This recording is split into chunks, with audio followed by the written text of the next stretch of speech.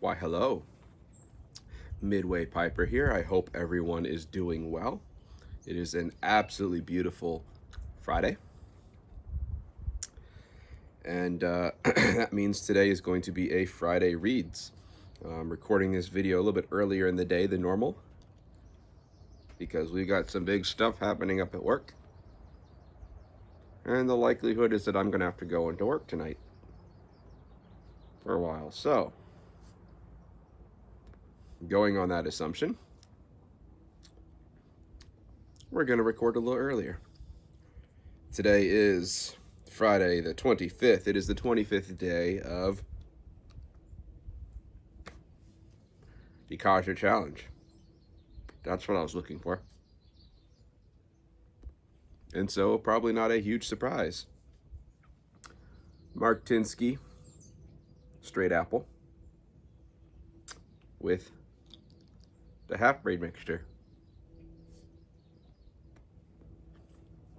I have to tell you guys, there are some other blends that are I'm really looking forward to getting into. I'll do a video tomorrow discussing all that kind of stuff. So keep an eye out for that.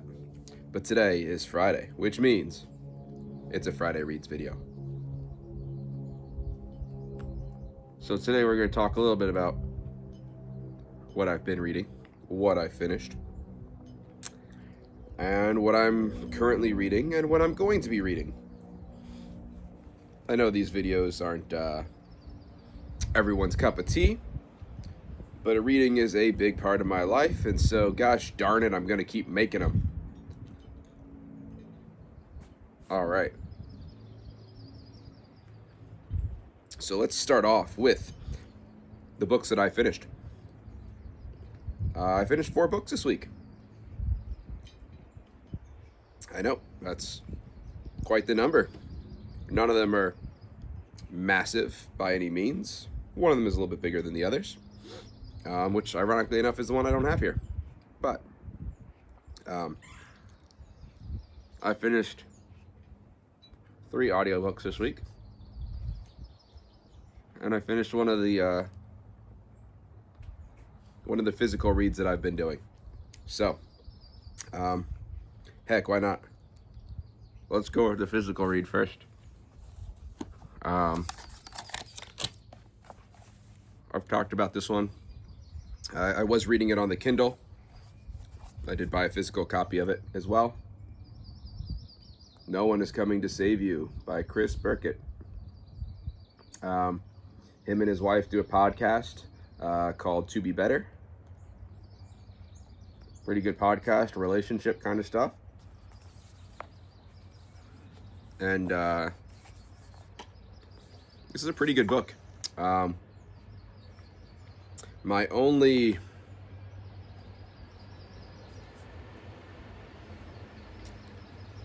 downside for it, and it's a personal thing for me, not I think if you're interested in self-improvement, it's not a huge book. It's a very good volume to pick up if you're interested in self-improvement. But I think as I've mentioned in a previous video, I spent a couple of years in a manosphere group, and as part of that group, we had monthly readings that we would do. And there is nothing super novel about this book as compared to several of the others. I think this is a great condensed volume of a lot of other books out there, if you're interested in self-improvement. Across the board, this one, of course, is mostly focused on men because it's from a man's perspective. But if that's your thing, if that's something you're interested in picking up, or interested in reading about, this is a great volume to pick up. So I would highly suggest that. I finished that on my Kindle last night, and I have no idea what I'm going to start on my Kindle next. So we will find out. The way things go is I look around on the Kindle store and see what's relatively cheap, because well,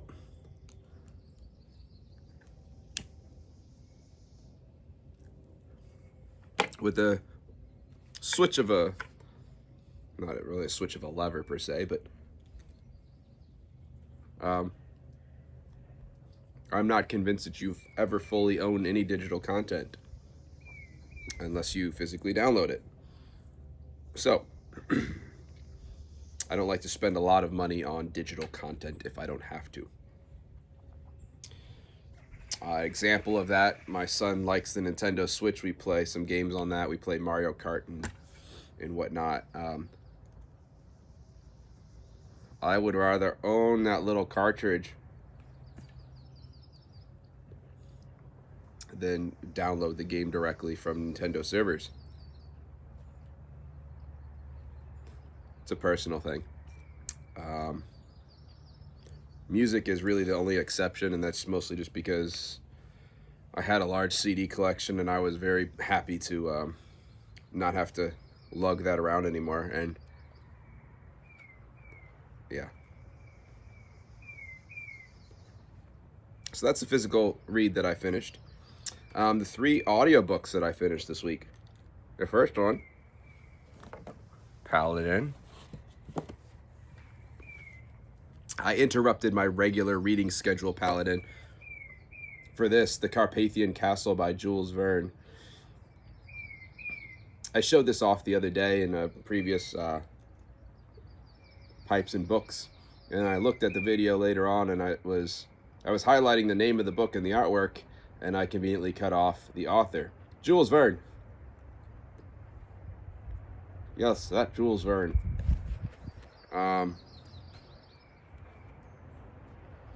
This is kind of like if you were to mix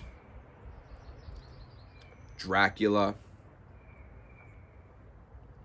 with the Phantom of the Opera. So I'll spoil it now. There is actually no vampire in this book. There's, it's just the whole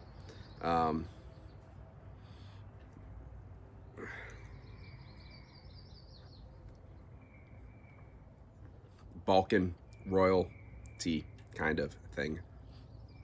But if the book Dracula met the Phantom of the Opera book, you would end up with this. And I am a sucker for both Dracula and especially the Phantom of the Opera.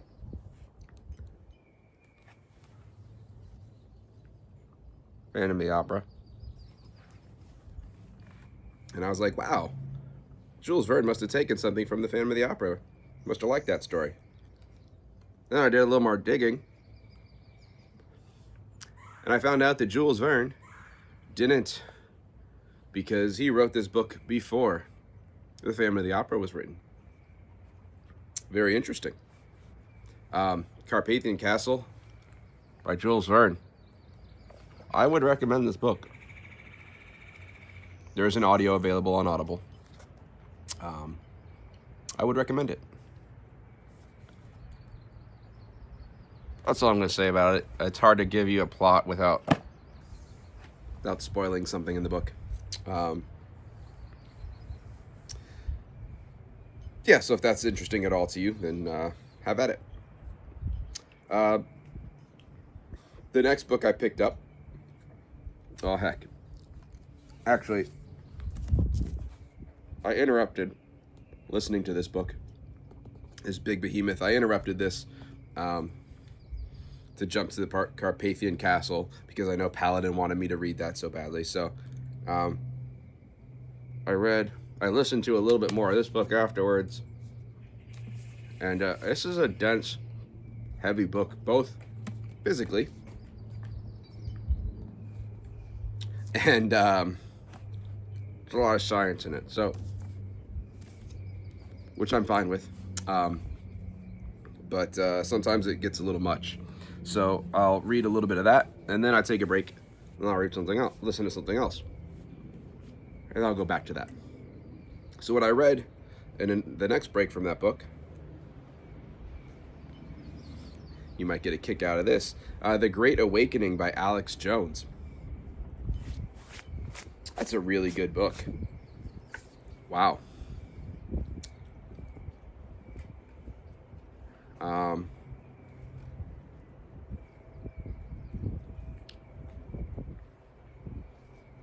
There's a lot of interesting things he talks about in that book. And there's a section of the book about Epstein. And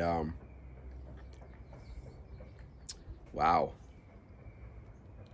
Just wow.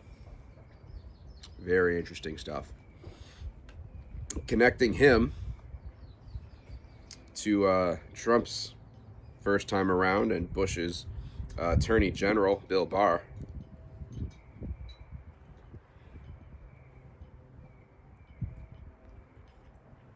Let's just say there's a reason that a lot of the Epstein files have not come out. Let's just say that. If you're not familiar, Bill Barr, his father, was apparently worked for the precursor to the CIA. So before the CIA existed, he worked for the organization that was that. And he became the headmaster of a prestigious school. And let's just say that Alex Jones proposes that he used that as a recruiting tool to find a certain type of person to be recruited into the CIA. And he proposes that Epstein, who served as a math teacher at that school for a very short period of time under Bill Barr's father, may have recruited him and got him his start in everything that had to everything that came from that. He talks about what's her name? Maxwell. You know, the one who actually got arrested and we haven't heard anything from. Her father was supposedly Israeli Mossad. Died under mysterious circumstances after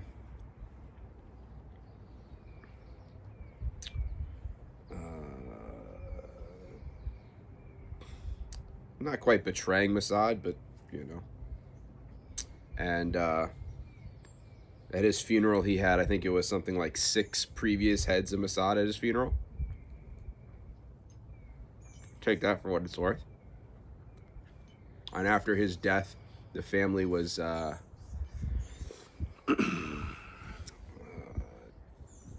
well off. And then through mysterious circumstances, shall we say, she just happened to meet Epstein at an event, which started their joint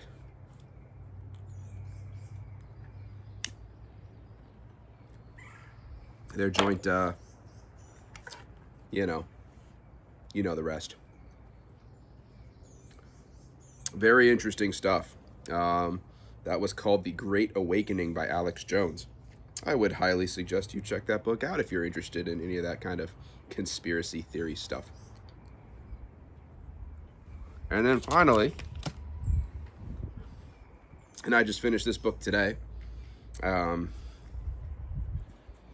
It was listed on an Audible sale. So it was like $2, the audiobook of it. And I picked up the physical book at a used book sale, so that was like $1. And I didn't know it was even a book until not long ago. You all probably know the video.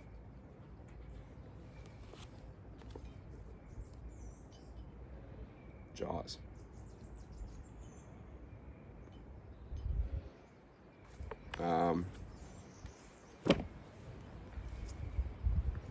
Interesting book.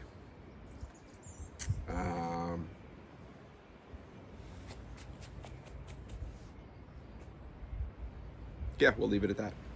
Interesting book. Glad I read it. But yeah, not bad. Not bad. So what does that mean? What am I currently reading? Gonna continue some more of this book for a little bit afterwards. Another couple chapters probably.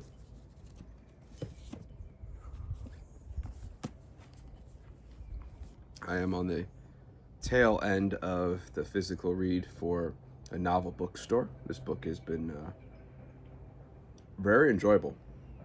Very enjoyable. It's a pretty big book, so it's taken me a little while for the amount of time I have to sit down and physically read a book. 416 pages, so that's why that's taken me a little while. Once I finish that, my next main physical read is going to be Living with Darwin, Evolution, Design, and the Future of Faith. It's not a huge book. 180 pages. No, there's a lot of notes at the end. 170 pages.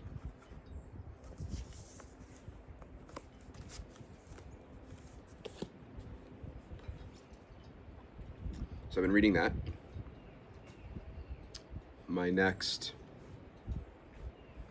audio read when I'm ready to take a break from that Behave book is going to be from this beastie, collected books by Jules Verne. Still a bit of a Jules Verne kick. So the book's in here, 5 Weeks in a Balloon, I have not read yet. Journey to Center of the Earth, 20,000 Leagues Under the Sea, read those. Around the World in 80 Days, read those. Mysterious Island, I just finished that one not long ago. And so, two of the other books in here, From Earth to the Moon and Round the Moon. And those two are put together in an audiobook. So those will be the next audiobooks that I listen to. And that leaves just 5 Weeks in a Balloon from this big behemoth of a Jules Verne. This was Barnes & Noble special edition, I think. But really cool artwork on there.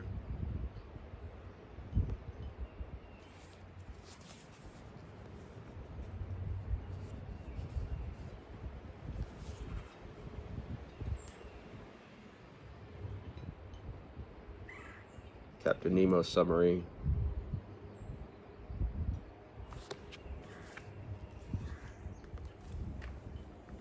And the other two books that I have on the table, they're books I've been sort of diving in and out of.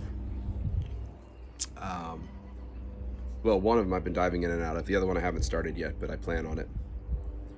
So you guys probably know that I was raised Jewish. And it's still an interest of mine. I'm still interested in finding out. It's more of a religion thing. I'm always interested in just figuring out different religions, why they do the things they do, why they promote the things that they do. Um, religion meaning more of the lifestyle, I guess we could call it, of spirituality or faith. And one of the things that's got me the most interested right now.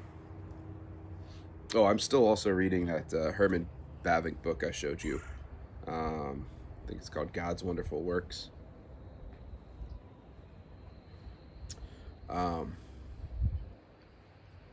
I started looking a little bit more into, it's called Messianic Judaism. And it's more of a, it's essentially various groups, but groups that believe, that are Jewish, but believe that Christ was the Messiah. So Jesus believing, but with those Jewish background, more of a Jewish background.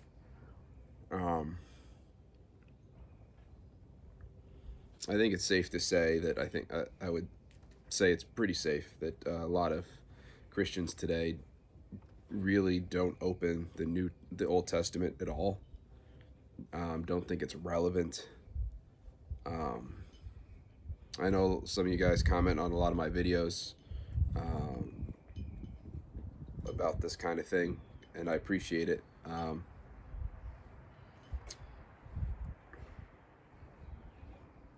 If a lot of Christians open up the Old Testament, it's pretty much to go to the Psalms for the most part, and then just kind of assume that, you know, since Jesus wasn't involved, it's not really, you can get what you need in the New Testament without necessarily the Old Testament background, which I don't think is very accurate. And again, when I say something like that, it's with the assumption that the vast majority of, you know, Christians, you know, go to church maybe a couple times a year, Easter, Christmas, are kind of like the non-negotiables, and then every other Sunday is pretty negotiable. And again, I know some of you guys that watch these videos, obviously you're a lot more into it, in depth than that, but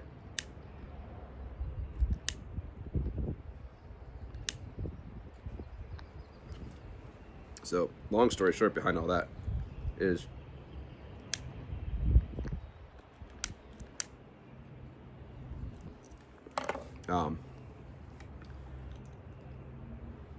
one of the things that's piqued my interest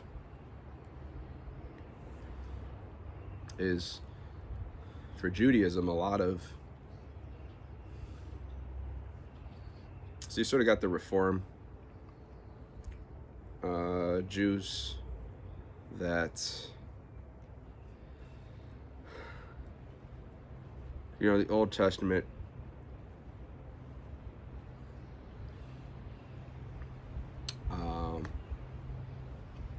is pretty much the big deal. And then you start to get to the more Orthodox groups,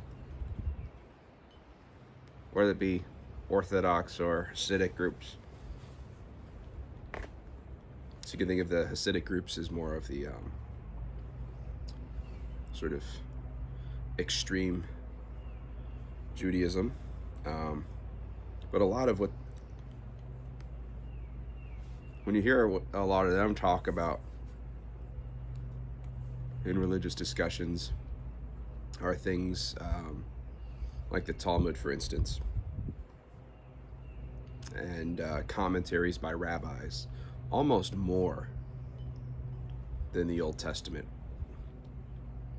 held to a similar standard as the Old Testament, if not more important than the Old Testament.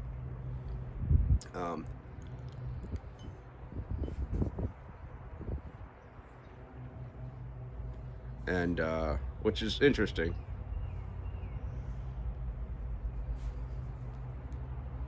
So a lot of the Jewish rules are followed because rabbis over generations have talked about these things and interpreted them as such. And again, here we go back to another previous video. And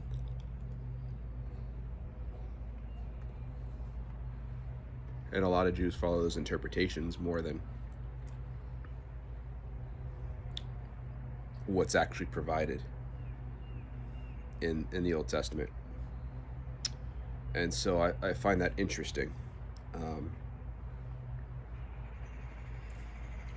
So one group that I've, there's different groups of Hasidic Jews, and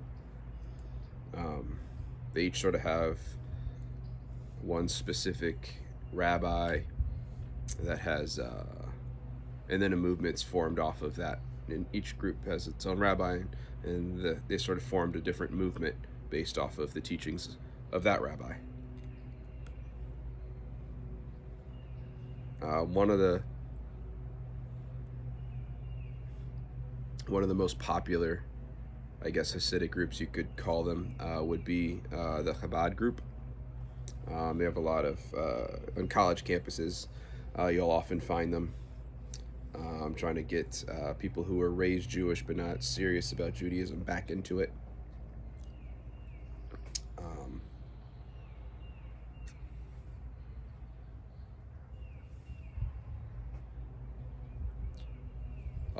Anyways, another group, they don't really have much of a presence here in the United States, but one of them follows so they are called the Breslov, and they follow the teachings of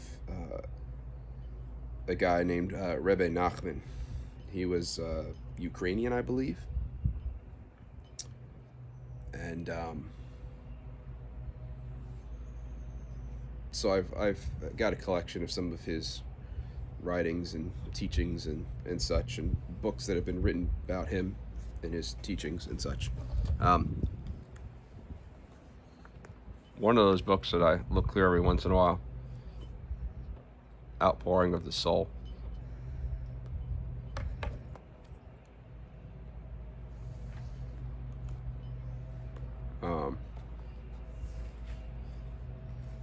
So there's just a lot of interesting stuff in here.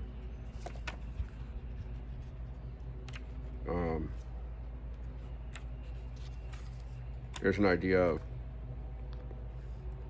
sort of Jewish meditation, going out into the woods, and simply having conversations with God in nature. And that's an idea that's always kind of struck me. A lot of could kind of think of it like going to confession, except instead of confessing to a priest as sort of an intermediary, sort of talking directly to God in nature, in God's creation. So that's always an idea that's piqued my interest. So this is a very small volume, so just open it up and read a little section every now and then. And then the other one also that I'm going to start flipping through, Rebbe Nachman and Why We Work.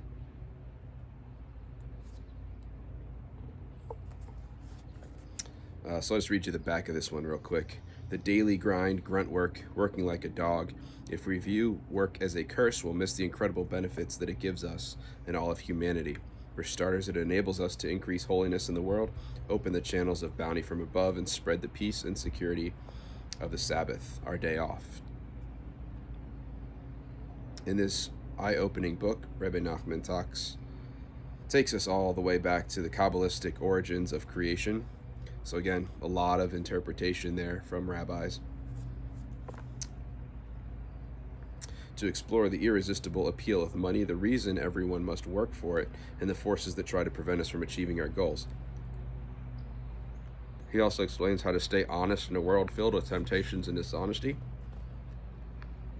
avoid worry, and budget time and personal obligations as well as finances. Do you ever think of work as a blessing? It is, and here's how to enjoy the good life. I think if we just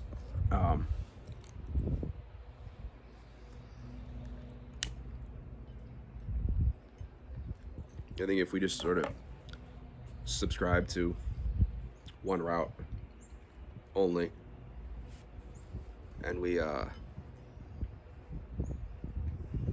sort of block out everything else, I think we're losing out on some other good interpretations of things. And a book on earning and living a meaningful life, I don't think there's any harm in reading that. I think it could be good for us, because a lot of us do look at work as an inconvenience. And it can be, unless you get the right mindset around it. I, for instance, am a big fan of work. I think it does people a lot of good.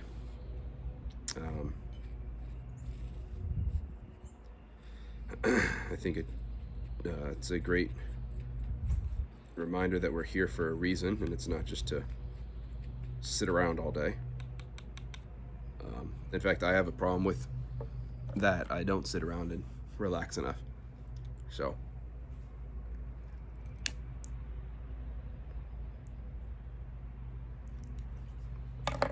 but anyways, that's a little bit about what I'm been reading, what I'm gonna read, and yeah, yet another long video. It's amazing how that works out. But yep, that's pretty much it for today. I will see you guys in the next video tomorrow. We'll talk a little bit about the upcoming end of the Cadre Challenge, what I'm looking forward to most. And yeah, we'll see you in the next video. Have a good one.